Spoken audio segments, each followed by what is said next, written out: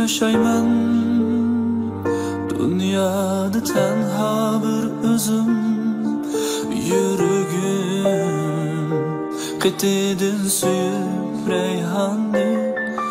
Yetermen Xudayim buyurgan bir gün visalga, reyhanning suyu men seni.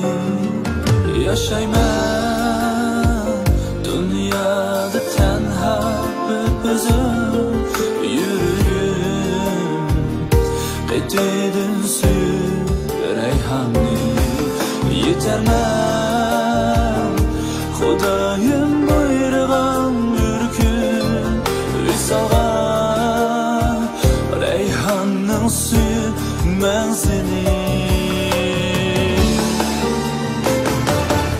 Söyünüp sen üçün eytip nakşamni ötküzdüm mum bilen aşu akşamni.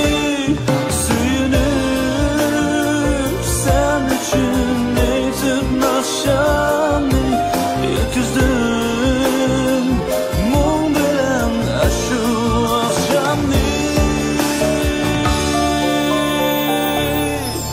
Yetermen Xudayim buyurgan bir gün visalga, reyhanning suyu men seni. Yetermen Xudayim buyurgan bir gün visalga, reyhanning suyu men seni.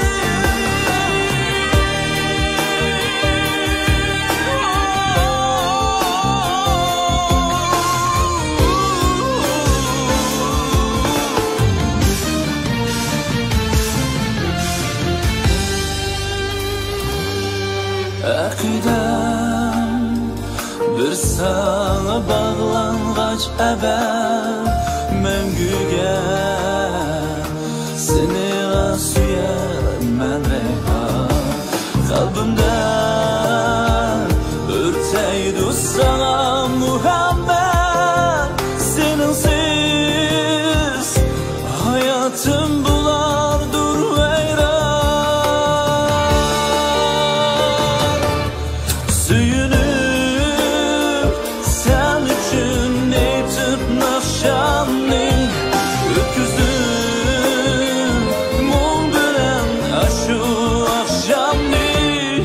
Söyünüp sen üçün eytip nakşamni ötküzdüm mum bilen aşu akşamni.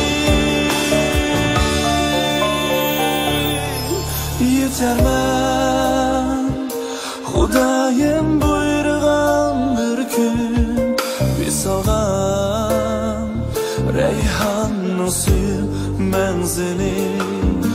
Yetermen Xudayim buyurgan bir gün visalga, reyhanning suyu men seni. Visalga, reyhanning suyu men seni.